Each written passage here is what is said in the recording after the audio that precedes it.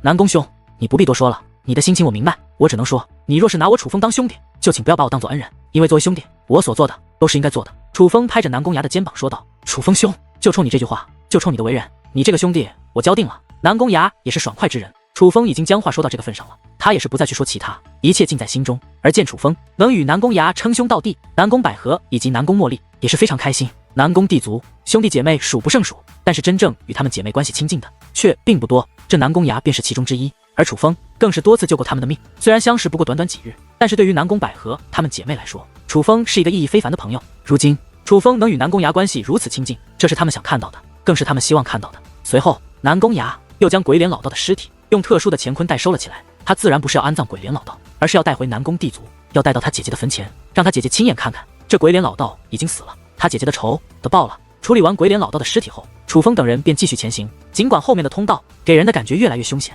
甚至让南宫茉莉很是害怕，吓得小脸苍白，瑟瑟发抖，但实际上却都是障眼之法，只要有胆量走，就绝对不会遇到危险。至于南宫崖等人，也没有问楚风究竟发现了什么，因为杀了鬼脸老道对他来说就是最大的收获。无论楚风找到了什么，他们都不感兴趣。不过楚风却并未隐瞒，而是将那张远古卷轴拿了出来，给他们一一阅览一番。只不过这张记载了恶灵树附阵的远古卷轴，也不是所有人都能看得明白的，除非掌握着高超的结界之术，否则还真看不明白。至少除了淡台雪之外，楚风能够确定，哪怕是南宫崖也根本看不懂这远古卷轴上面究竟记载了什么。他最多只能看出这是一个宝贝而已，记载的是不简单的东西，果然是一件宝贝。楚风兄弟，这是你找到的，你就收下吧。南宫崖看过之后，将远古卷轴塞给了楚风。对呀，楚风你收下吧，你的结界之术最好，这对你来说或许有用。南宫百合也是劝道，那我就恭敬不如从命了。见状，楚风也是安然收下，毕竟这恶灵束缚阵对他来说是如此的重要。而经过一番赶路之后，楚风等人终于走出了这座通道。而当走出通道之后，出现在他们面前的便是真正的仙人岛。仙人岛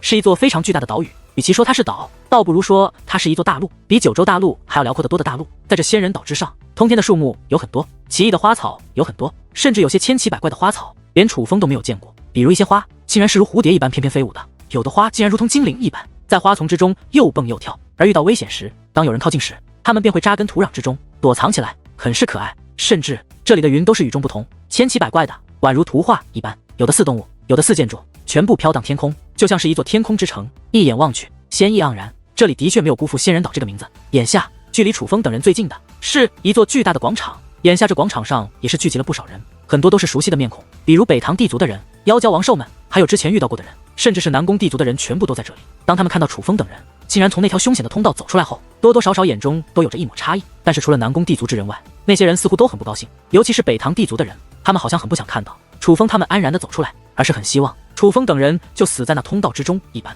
因为眼下只有南宫地族的人跑过来迎接南宫崖以及南宫百合他们。真是想不到你们还真的从那里逃了出来。北唐子墨也走了过来，但是他不仅阴阳怪气，还有些嘲讽，看来你是很希望我们死在那里面。南宫崖也没有给予北唐子墨好的脸色，毕竟现在不是联盟关系，他南宫崖没必要看他北唐子墨的脸色。南宫兄，瞧你这话说的，好歹我们北唐家与你南宫家也是世交，我怎么可能会希望你死呢？见你没事，我真是高兴坏了。只是正因为咱们关系好，所以我要告诉你一件事，我听说这场赐兵大会究竟能得到什么样的兵器是有一定的限制的，越快到达仙人岛的人得到的兵器也就会越好。自打我们踏入这片海域开始，这个计算就已经开始了。算一算，我北唐家的人还是比你南宫家后踏入这片海域的，但是我们却是先到达这仙人岛的，所以按照考验的规矩来看，我们得到的兵器怕是要比你们好了。老实说，我很是过意不去啊，但是呢，这也怪不得我，毕竟当初我就劝你们不要走那条路了，可是你们就是不信邪，偏听那个臭小子的话。怎么现在傻眼了吧？我只能说你们也是活该啊。北唐子墨一脸得意地说道，他就是来故意打击南宫崖等人的。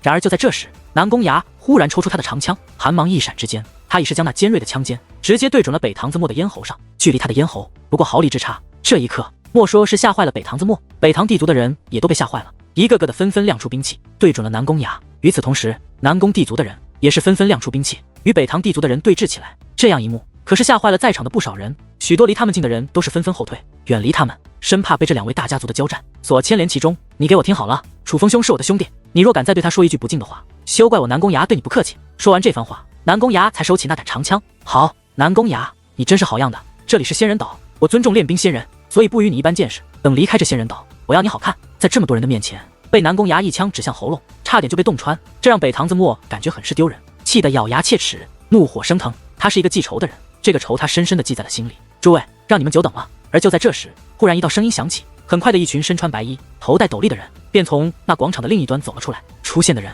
总共20位，左右个10位，看不清他们的容颜，但却能够感受到他们的修为。半地巅峰，这20位全部都是半地巅峰级的强者，与九世长教一个级别的人物。然而，就是这样的人物，此刻却如同侍卫一般，站在两侧，仿佛在等待什么人。果不其然，很快的一个年轻人便自那20位白衣高手的后方走了过来，站到了他们的最前端。随后，那20位高手真的就如侍卫一般，跟在那年轻人的身后。这名男子同样一袭白衣，他的年龄与南宫崖和北唐子墨相差不多，可是他的修为竟比南宫崖与北唐子墨还强。同为年轻一代，他的修为竟然已是5品半地。不仅如此，他的战力也是非常之强，与楚风和淡台雪一样，都是逆战3品的战力。也就是说，这名男子的真实战力能与寻常的8品半地抗衡，一位能与8品半地抗衡的同辈中人，这可以说是楚风来到五之圣土之后所看到的最强的存在，小辈中的最强者。并且楚风发现，这名一身白衣的男子不仅修为很强，他的身体还有着一抹特殊的气质，隐隐间散发着淡淡的金光。那金光寻常人看不见，但是楚风却能够看得见，那是结界之力，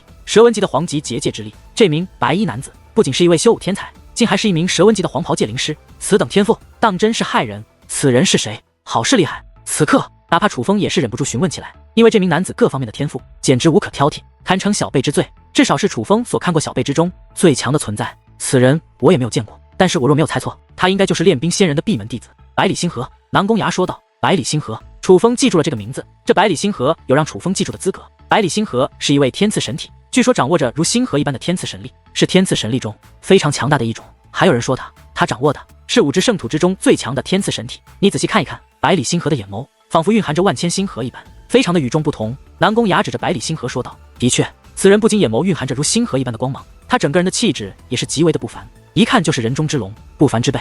帝王领域果然是卧虎藏龙。楚风很少这样评价一个同辈中人，但是这百里星河的确很优秀，他不得不给予一定的好评，否则只会显得他很是吝啬。而楚风向来不是吝啬之人，这百里星河是五之圣土如今同辈之中最强者吗？但台雪也是好奇的问道。显然他也为百里星河这强大的实力而感到惊讶。百里星河很强，但应该还不是最强，至少4大地族之中都有着与他一样强的同辈中人，而在人王府、德玉府、天道府之中，想必也有与他同样强的同辈中人。至于精灵王国之中，那就更不用说了，怕是像他这样厉害的天才不止一位。不管怎么说，百里星河都可以代表如今我五之圣土小辈中的最高阶梯。南宫崖说道。还不是最强，那最强又会是何等的强大？如今又会在何等境界？淡台雪很是好奇的猜测起来。最强，这很难定义，同辈之中年龄有差别，培养的人也有差别，所以若要定义最强，真的很难。毕竟现在的最强不代表以后的最强，若真的要我来评定同辈之中的最强，应该是以天赋来论，而若按照天赋来评的话，我所见过的人中，我觉得楚风兄弟最强。南宫崖看着楚风说道。我这区8品武王，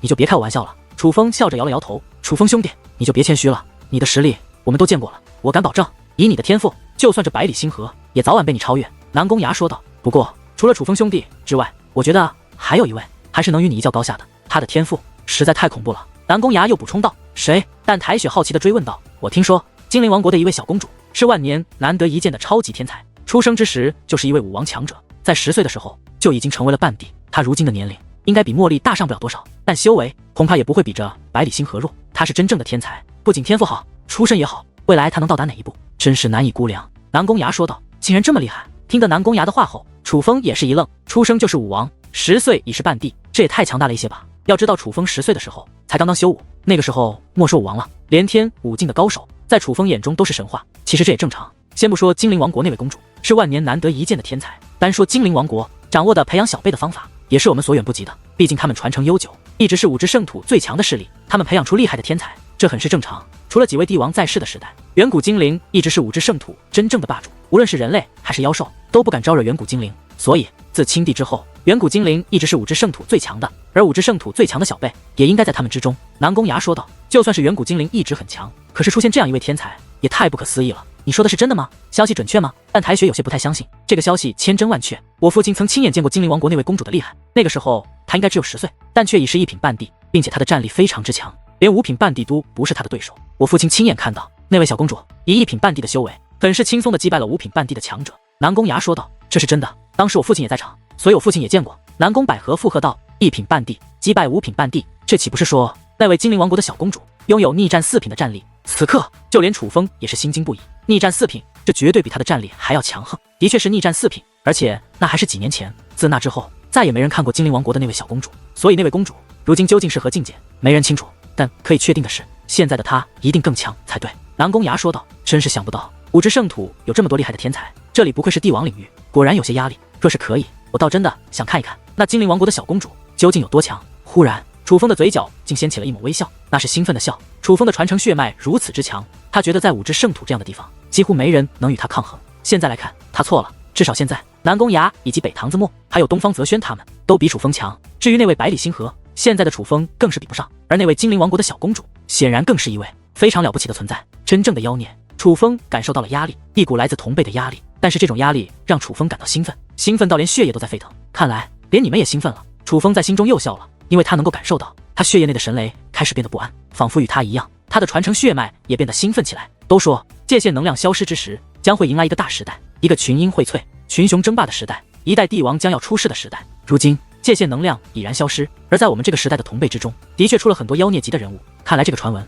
多半是真的。身处于这样的时代，不知是好是坏，是福是祸啊！南宫崖忽然一笑，笑得有些复杂。他虽然贵为天才，是那种放在九世之中无人能比的天才，可事实上他的优越感却并不是很强，因为他从小就在南宫地族长大，在南宫地族之中，天才数不胜数。尽管他的天赋超群，尽管他很努力，可是他一直都不是南宫地族最强的天才。他从来没有感受到过天下无敌的感觉，更没品味过众人视他为神的滋味。所以别看他在外人眼中光芒万丈，是南宫地族的少爷，是武之圣土顶尖的天才，但实际上在南宫崖的内心深处，他是自卑的。他觉得他就算是天才，强过很多人，但却永远也不会成为最强的天才。以前不是，现在不是，以后也不会是。他早晚会被世人所遗忘，因为世人只会记住一个时代的最强者，而偏偏他所身处的时代又是万年以来天才最多、妖孽最多的时代。他感觉自己有些悲哀，在这样的时代之中，他几乎没有出头之地。然而就在这时，楚风的手却是忽然搭在了南宫崖的肩膀之上，笑眯眯地看着南宫崖说道：“我觉得，如果这真的是一个帝王将要出世的时代，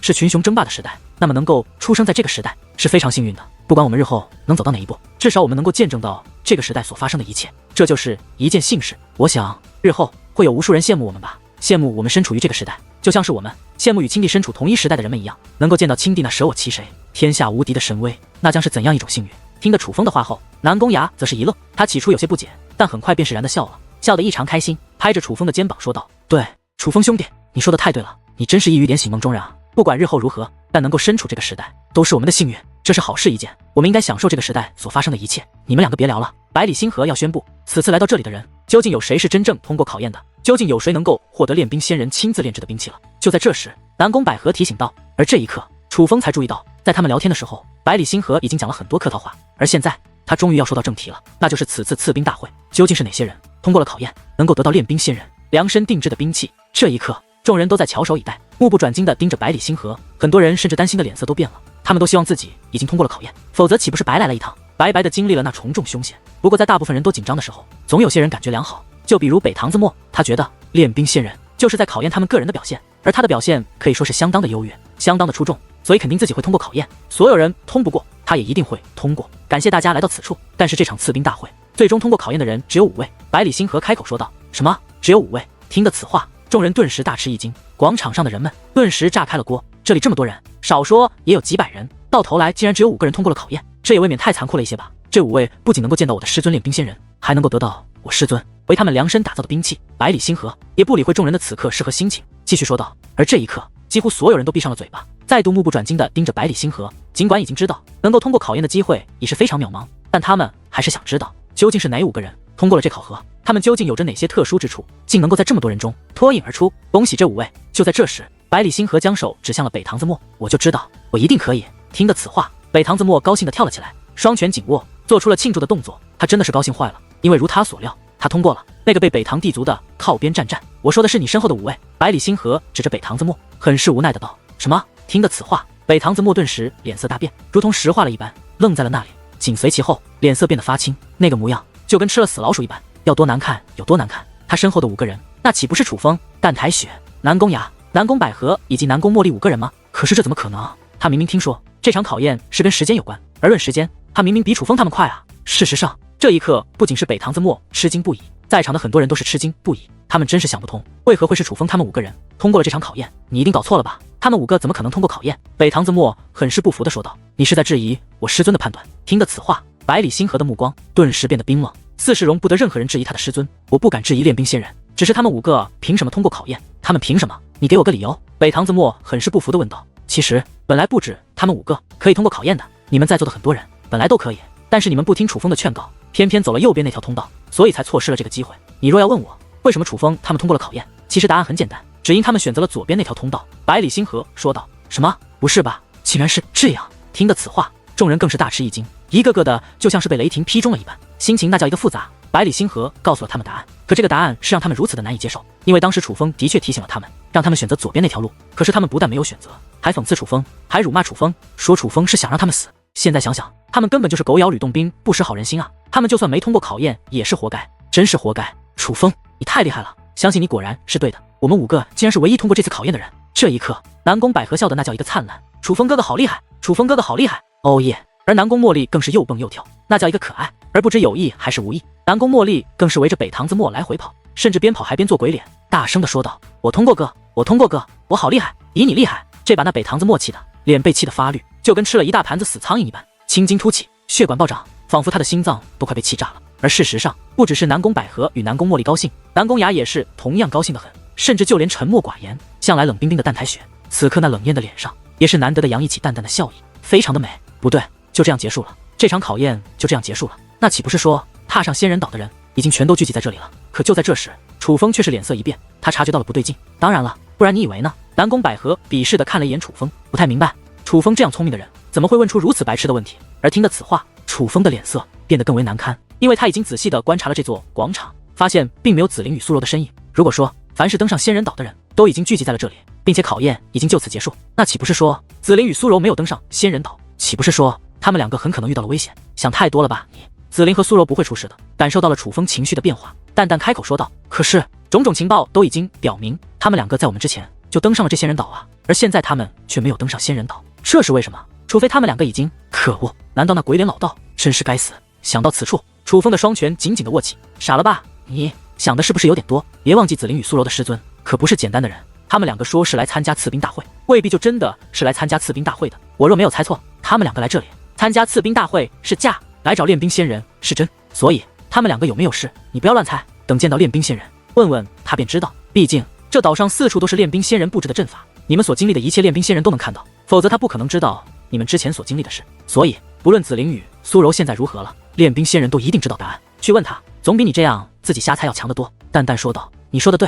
听得淡淡的话后，楚风也表示赞同，但是他还是无法彻底的冷静下来。有些事情他真的无法做到绝对的理智与冷静，就比如事关紫菱与苏柔的安危，因为他们2个对楚风来说实在是太重要了。我不服，我不服！凭什么他们选择了左边那条看似凶险的路就能通过考验？我北堂地族也有人进去过，可他们不但没有通过考验，还死在了里边，那根本就是一条死路。难道你们的考验就是要让我们都死干净吗？这算狗屁考验，这算狗屁的赐兵大会，这根本就是杀人大会，不如直接就叫杀人大会好了。就在这时，北堂子墨很是不甘的大吼起来，他不愿接受这个事实，他不愿意承认他堂堂北堂地族的皇子竟然不如楚风。然而就在这时，百里星河忽然目光一闪，顿时天昏地暗，一股极为强大的威压从天而降，落在了北堂子墨的身上。北堂子墨猝不及防，直接被压倒在地，如死狗一样被压在地上，泥土翻飞，他已是陷入了泥土之中，一动都不能动。子墨少爷见状，北堂地族的人赶忙跑过去，想要为北堂子墨解围。然而凡是靠近北堂子墨的人，全都如同北堂子墨一般，被那股巨大的压力压迫的趴倒在地，根本无力挣脱。就在这时，天际之上竟出现漫天星辰，那星辰化作一缕光线从天而降。这一刻，哪怕楚风也是面容一变，因为那缕光线不仅散发着极为恐怖的力量，更是散发着浓烈的杀意，并且此刻他所对准的正是北堂子墨等北堂地族的人。难道说这百里星河如此霸道，竟敢当众斩杀北堂地族之人不成？忽然间，那光线停止了，在距离北堂子墨他们不足1米的地方停了下来。百里星河到头来还是没有杀北堂子墨，他只是要吓一吓北堂地族的人，而事实上他成功了，因为在那强大的力量之下，在那绝对的杀意之下，北堂子墨尽管努力的掩饰，但他的身体还是在瑟瑟发抖，他是真的怕了。记住，我仙人岛不是你们能撒野的地方。说出此话后，百里星河眼眸一闪，那光线，那星辰，那一切都在顷刻之间消失不见，因为消失的太快，甚至让人感觉不可思议，让人不太确定先前的一切是否又真的发生过。不过看到那趴在地上并且深陷土壤中的北堂子墨等人，人们就知道了先前的一切是真实发生过的。这百里星河无愧是练兵仙人的亲传弟子，他果然很强。正所谓来者是客，大家既然能够登上仙人岛就是缘分，所以就算大家得不到我师尊亲自炼制的兵器，也可以在我仙人岛上做客几日。收拾过北堂子墨后，百里星河又对众人说道：留下做客，能不能看到练兵仙人？忽然有人问道：这怕是不行，师尊他老人家并不喜欢见客，此次唯有通过考验的5人能够见到我的师尊。百里星河说道。听得此话，很多人不免叹息。其实他们冒着生命的危险来到这里，很多人真正的目的并非是想得到炼冰仙人赐予的兵器，只是想看一看炼冰仙人这位龙纹级的黄袍界灵师而已。可是现在却看不到，难免会感到遗憾。虽然师尊不准备见客，但他老人家也说了，大家万里迢迢来到此处皆是不易，而能够闯过师尊所布阵法，踏上仙人岛更是不易，所以师尊为大家准备了一份礼物。百里星河继续说道。礼物？不知是什么礼物？听得此话，众人的情绪总算有所缓解，毕竟炼冰仙人的礼物那肯定也不是寻常之物。修炼仙壶。百里星河说道。修炼仙壶？那是什么？听得这个名字，众人显得愈加兴奋，因为只听名字，他们便知道这所谓的修炼仙壶肯定很不简单，但是他们却也想知道这修炼仙壶究竟是什么。我师尊收集了无数种天地奇物，奇珍异宝，绝品药材，又以阵法炼制，灌输龙纹级结界之力，总共用了9999天的时间，终于炼制出了一座药壶。这药壶之内不仅流动着浓郁的武力，还流动着结界之力，并且没有任何的狂暴之力，凡是修武者都可进入其中，吸收这些力量。只要进入其中，就能获得不小的收入。因为这药壶之内掺杂的力量太多，并且更是我师尊的心血，所以我师尊才为它命名为修炼仙壶。百里星河说道。听得百里星河的话后，人们顿时沸腾了，几乎所有人都决定要留下来，毕竟在场的都是修武者，谁会愿意错过这样一个难得的机会？事实上，就连先前遭受羞辱的北堂子墨，此刻也是没有离开，而是厚着脸皮准备留下。毕竟整个武之圣土的龙纹级黄袍界灵师只有那么几个而已，每一个都是神龙见首不见尾的人物。而现在炼冰仙人花费了9999天，又以无数珍宝炼制的修炼之所，他自然也不愿意错过。于是这踏入仙人岛的人几乎全部选择留在了仙人岛做客，等待着进入那修炼仙湖。既然大家都选择留下，那就请遵从我仙人岛的规矩，让你们去的地方你们可以任意活动，但不让你们去的地方你们最好不要涉及半步。若是不听我之劝告，怕是就再也离不开我这仙人岛了。然而就在众人沉浸于将能进入那修炼仙湖的喜悦之时，百里星河却再度开口了。说完这番话，他也不理会众人是何反应，便转身离去。此人也是非常的傲，而他的傲与其他人又有不同。譬如大势力之人，他们的傲一般都是依仗着自己的修为或者势力，看不起比他弱的人。但这百里星河不是，他的傲是发自骨子里的，是一种舍我其谁，不将任何人放在眼中的傲。这百里星河够傲的，说话做事都是很不留情面。南宫百合不是很喜欢百里星河的性格，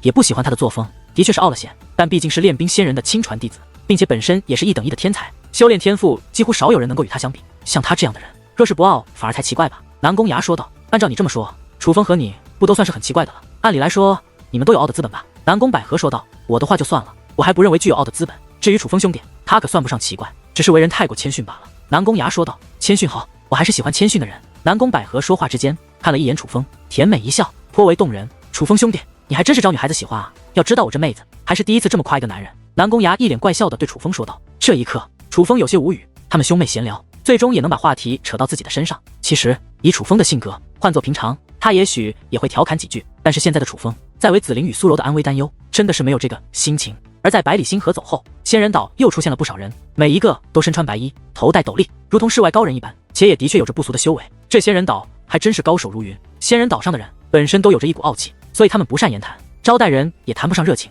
但也算是在尽心尽力的为这些客人安排住所。楚风等5人也都被分别安排到了不同的住处。楚风的住处是一座木质的房屋，木屋看似简陋，但风景很好，位于悬崖之巅，下方是茫茫云海，时有仙鹤飞过，传来一阵鸣叫，令人心旷神怡。就连楚风那沉重的心情也是豁然开朗了不少。不过楚风还来不及欣赏此处之美景，便被一位仙人岛的人叫了出去。他来到了仙人岛的最深处，这里是一片浩瀚的森林，四处都是通天的树木，绿荫遮天，但却挡不住缕缕阳光。阳光之下，时有野兔跳过，走在其中很有感觉。而在这森林的中心，有着一片空地，空地不是很大，但却有着一个简陋的茅草屋和一个小院子。此刻，草屋的烟筒正升起袅袅炊烟。请那位引路人来到院外，便止步不前，却示意楚风进入其中。楚风进入院子，推开房门，便来到了这茅草房之内。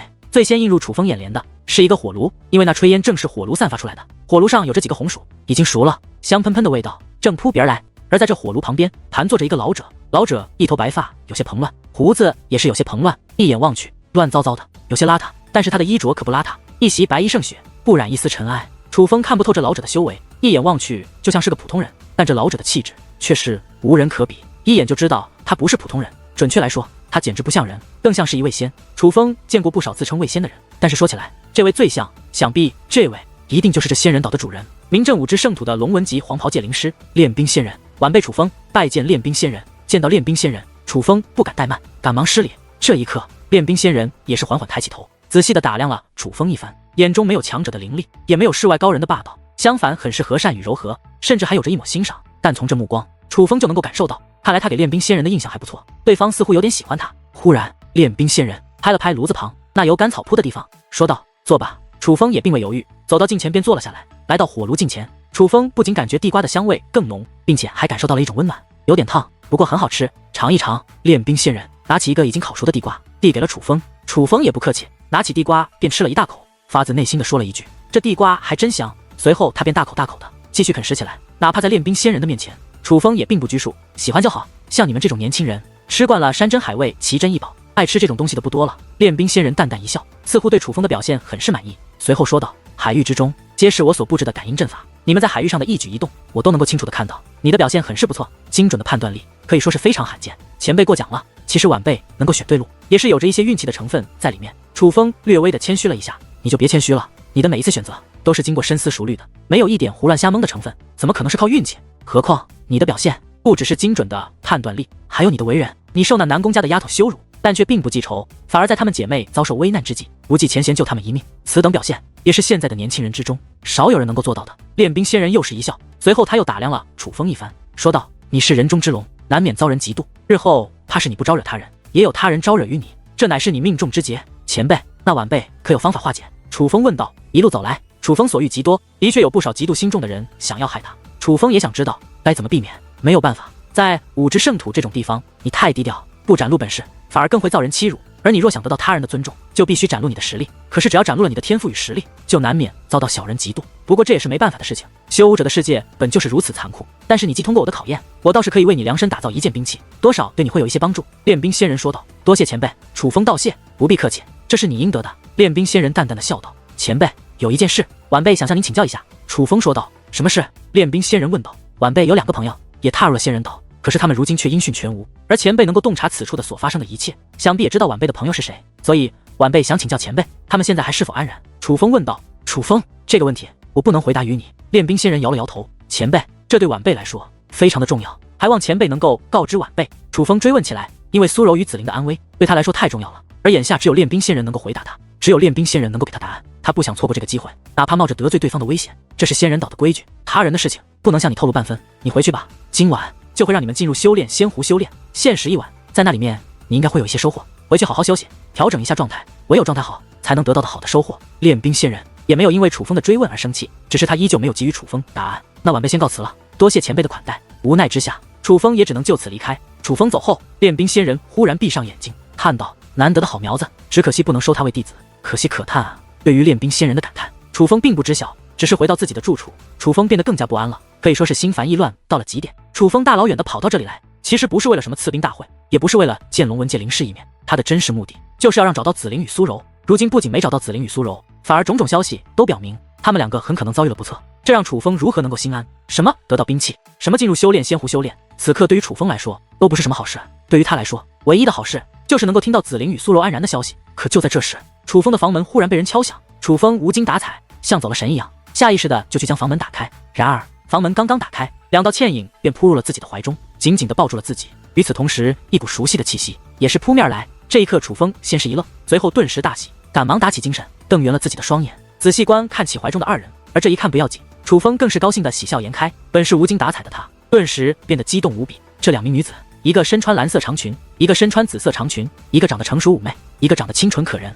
不就是楚风朝思暮想的2位爱人苏柔与紫菱吗？紫菱、苏柔，真的是你们2个？2人忽然间就出现，让楚风太过意外，甚至有些怀疑这是否是真实的，因为一切来的都天突然了。楚风哥哥，是我们终于找到了你，终于见到了你。紫菱紧紧地抱住楚风，竟然开始落泪，显然他也是高兴坏了，他也是激动坏了。苏柔到底成熟一些，他表现的倒是稍微平静一点，但是那双动人的美眸却也红润了。2人对楚风的思念之情，此刻就算不说，楚风也能够深刻的体会。你们2个丫头可是担心死我了。忽然，楚风双臂张开，紧紧地抱住自己怀中的2位绝世美人。他已经相信眼前发生的一切是真的，所以他那悬着的心也算彻底落了下来。此刻的楚风虽然表现得平静了一些，可是内心的喜悦却越发的浓郁。短短的时间内，他仿佛经历了从地狱到天堂，那种感觉只有他懂。对不起，楚风哥哥，其实都怪我们2个要在仙人岛修炼，可是练兵仙人他不想让人知道我们2个将要留在这里修炼，所以他本来不想让我们见你的。本来我还担心真的要错过见你的机会，但是想不到他刚刚又找到我们，改变了主意，允许我们来找你了，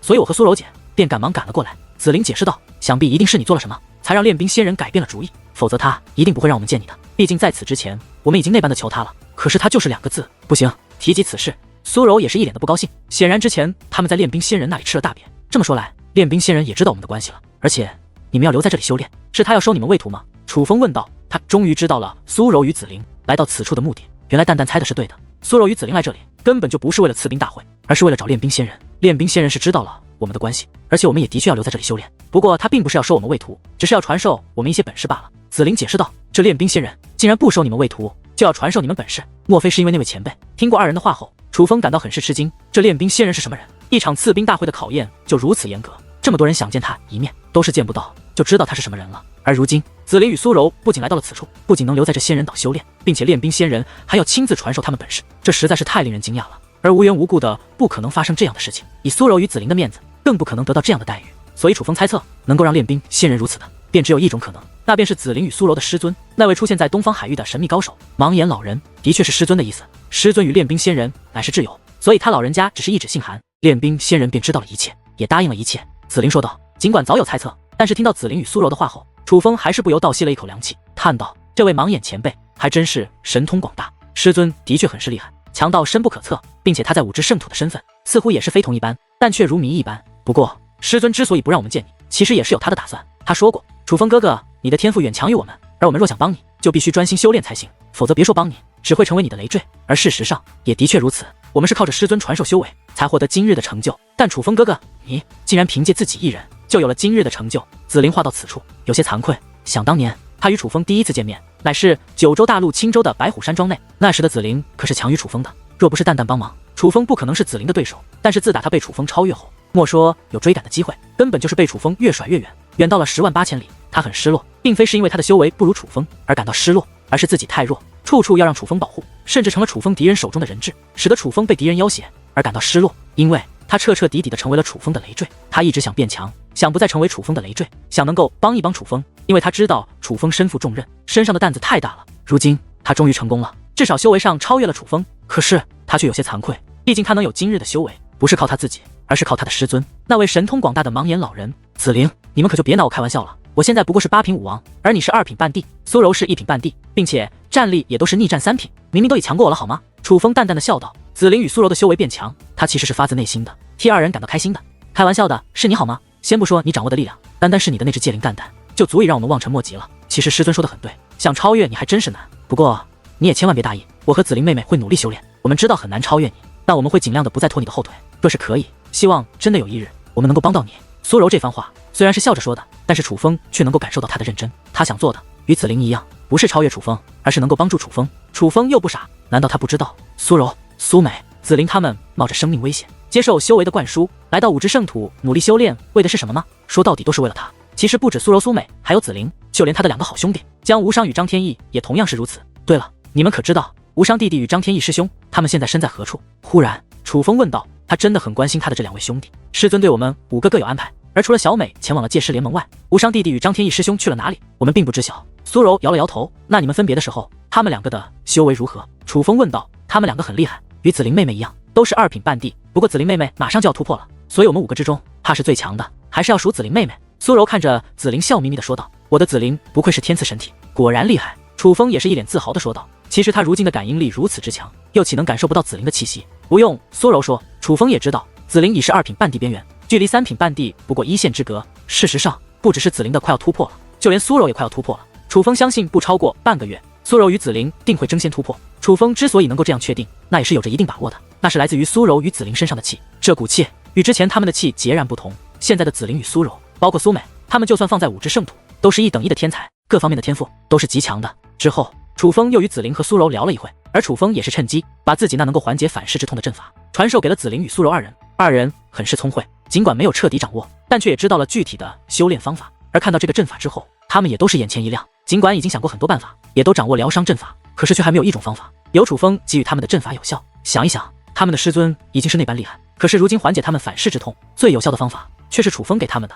这不免让他们更加深信了他们这位楚风哥哥的强大。天赋这东西的确不是靠努力就能够弥补的，但是也正因如此，他们才更要努力。在天赋不如楚风的情况下，他们再不努力，那就真没希望追赶上楚风，那就真的只有一辈子都做楚风的累赘了。因为练兵仙人给予的时间有限，半个时辰之后，紫菱与苏柔就匆匆离开了。二人离开之时，很是恋恋不舍。紫菱再度落泪，哪怕相对坚强的苏柔，一双美眸之中也是再度闪烁起了泪光。而这一刻，楚风倒是显得相对安然，尽管也有不舍，可却面对微笑，目送着二人离开。虽然紫菱、苏柔、苏美、张天翼、江无伤等5人因为接受修为的灌输，都留下了反噬的痛楚，但是他们也都获得了不错的修为以及不凡的天赋，并且苏美在界师联盟有左天尊保护，紫菱与苏柔在仙人岛有练兵仙人保护。就算张天翼与江无伤现在不知下落，但相信以他们那位师尊的本事，也会给予他们一个很是不简单的落脚点，让他们修炼一身很是不简单的本领。虽然他们修为进步，楚风发自内心的为他们感到高兴，但是楚风最关切的倒不是他们的修为进步的如何，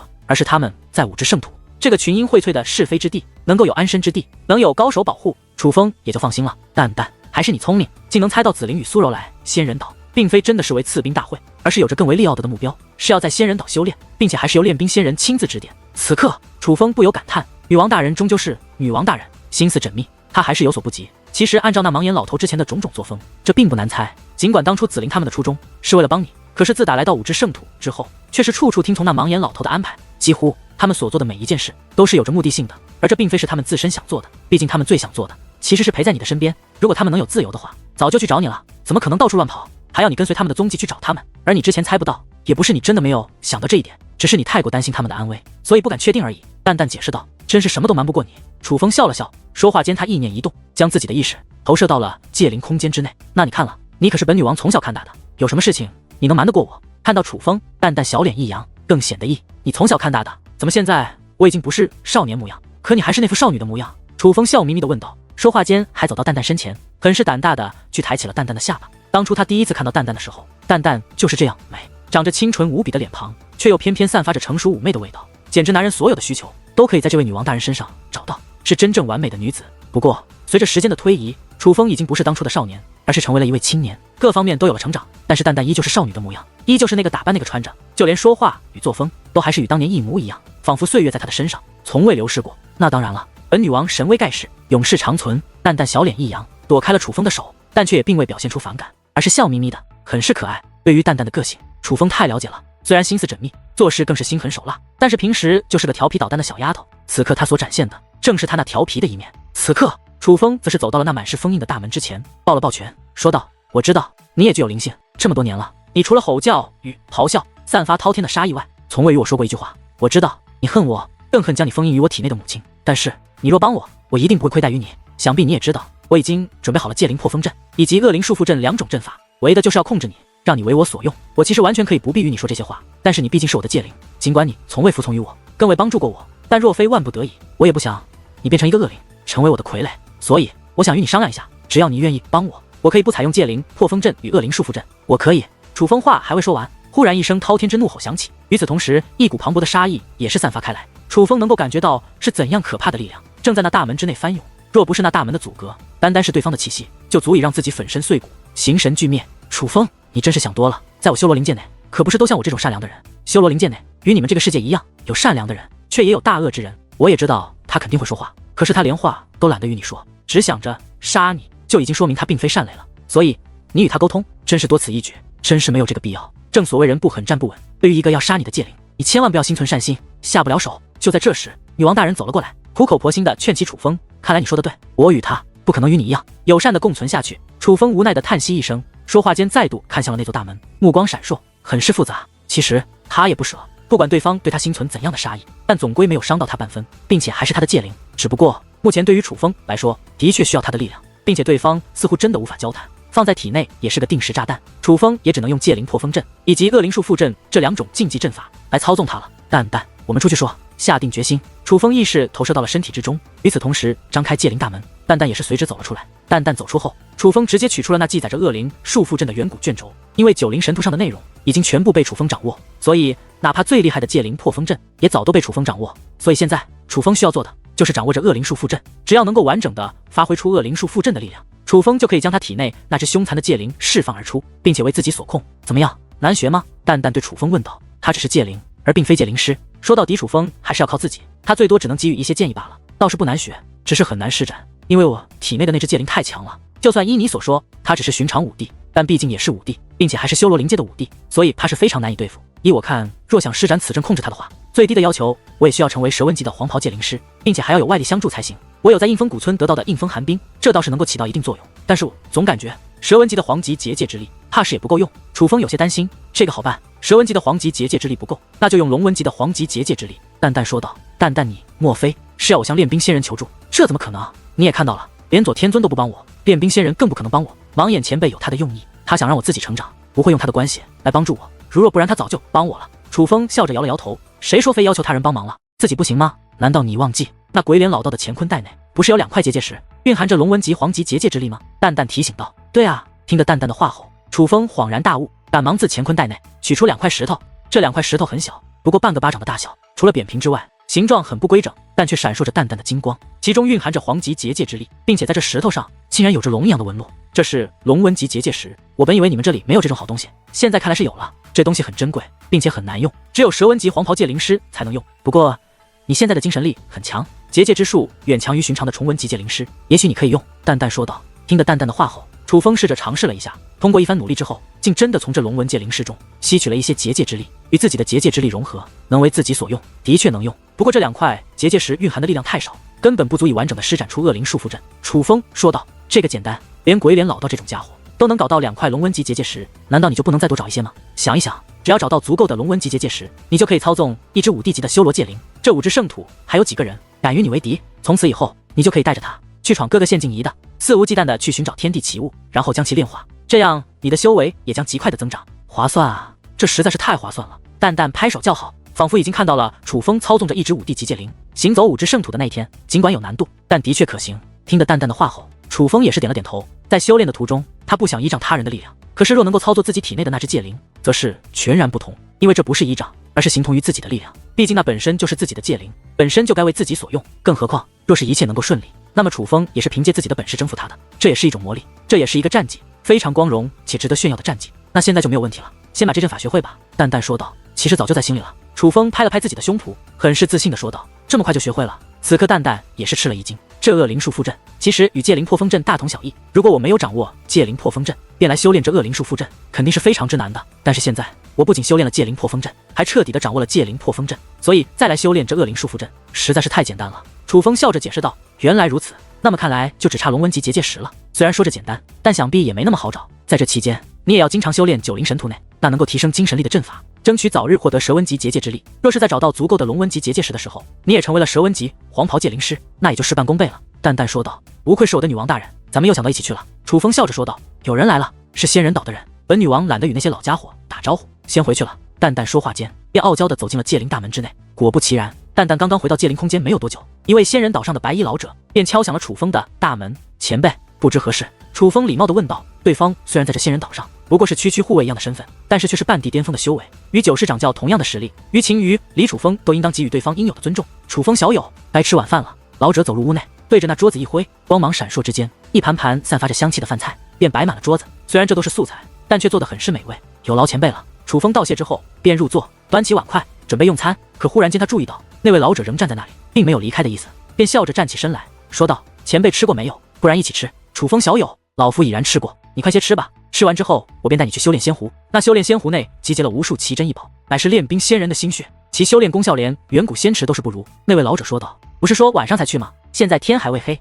是要提前准备吗？楚风看了看外面，太阳虽正在西落，但天空还是大亮，并未到达进入修炼仙湖修炼的时间。楚风小友，这你就有所不知的了。虽然修炼仙湖蕴含的能量比远古仙池要强，但这修炼仙湖与远古仙池又有不同。远古仙池自远古时期便存在，其中的能量能够长存，但修炼仙湖不是，它其中的能量乃是通过奇珍异宝炼化得来，所以它的能量是有限的。随着修炼者的炼化与吸收，它也会减少。平日里修炼仙湖是封着的，除了少岛主曾偶尔进入其中修炼过几次外，就几乎没人进去过，所以修炼仙湖内所蕴含的能量还很充足。但今日不同，来到这里的人可不在少数，并且有很多都是天才级的小辈，怕是不超过10日，这修炼仙湖内的能量就要被消耗一光。而这种情况下，早点进入其中，便可多修炼一会，能够占得先机。所以我想带楚风小友早点过去，总是有好处的。待那封印解开之时，你便可以第一时间进入其中。那位老者淡淡的说道。虽然他戴着斗笠遮住了面容，但楚风却能够感受到他那和善的笑容。多谢前辈好意，晚辈明白了。楚风也不再客气，落座之后便端碗筷大口大口的吃了起来。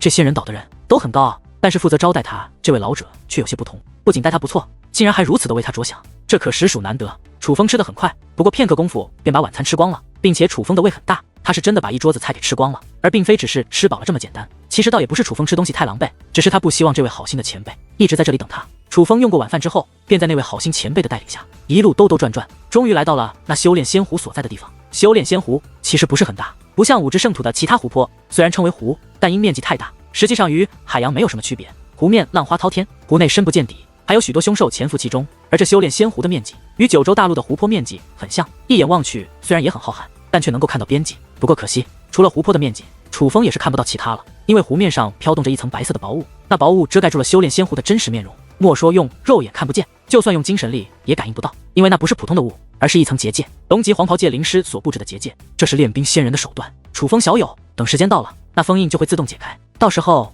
你就可以进入其中，开始修炼了。那位好心前辈提醒道：“有劳前辈了。”楚风感谢道：“不必客气，我也只是听从练兵大人的命令而已。他让我好好招待楚风小友，我自然不敢怠慢。”那位前辈说完这句话就离开了。而这一刻的楚风也总算明白，为何这位前辈与他非亲非故，对他却这般特殊的好。原来一切都是练兵仙人的关照。那位前辈走后，楚风便坐了下来。他是第一个过来的，所以那位前辈走后，这里除了楚风之外，一个人都没有。楚风这样轻松的倚坐在草坪上，一点声音都没有，四周能够听见的唯有清风拂过吹动草坪的声音，一切是这样的自然，令楚风很是放松。楚风忽然一道悦耳的声音响起，楚风没有听到脚步，但却已经有人来了。回头观望，是淡台雪。淡台雪正在向楚风靠近，他并非是一个人来的，只是为他引路的那位前辈，在把他带到此处后就已经离开了。坐。楚风拍了拍自己身旁的草坪，示意淡台雪坐下来聊。淡台雪则是没有坐下，而是站在楚风身旁，问道：“你见过练兵仙人了？他有没有说为你炼制什么样的兵器？”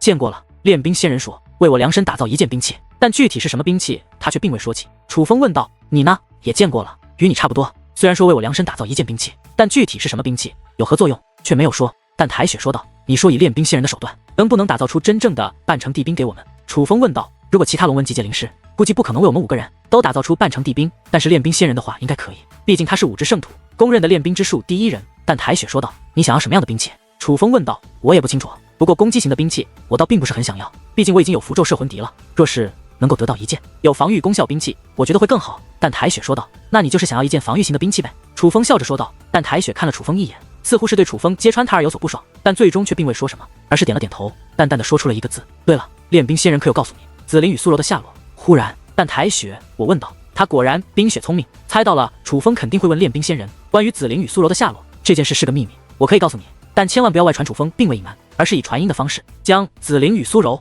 来这仙人岛真正的目的全都告诉了淡台雪。你放心，我的嘴严得很，更何况是你的事，我一定会更加严格的保密。淡台雪说道。为什么我的事你就要更加严格的保密呢？楚风笑眯眯的问道。因为你是我的朋友。淡台雪一脸严肃的说道。朋友，的确。想到此处，楚风又笑了，能被淡台雪这样的姑娘当朋友，是一件值得高兴的事。楚风兄弟，淡台姑娘，想不到你们来的这么早啊。忽然南宫崖的声音响起，楚风哥哥，雪姐姐，茉莉来哥。茉莉姐姐告诉你多少次了，在仙人岛别御空而行，这是对练兵仙人的不尊重，快下来，在地上走。哎呦，茉莉知道了，姐姐别抓我。与此同时，南宫百合与南宫茉莉也赶了过来，想必他们三兄妹居住的地方应该很近，而楚风也大概猜到了，他们之所以能够提前来到这里，得到练兵仙人的照顾，想必正是因为他们5个通过了考验。虽然这只是楚风的猜测，但是他能够确定的是，南宫百合与南宫茉莉来了之后，这安静的湖边变得不再安静。南宫兄，你可知道在这帝王领域之中，哪里可以搞到龙纹级结界石？楚风问道。龙纹级结界石，那可是非常珍贵的东西，是有价无市的至宝。不知楚风兄弟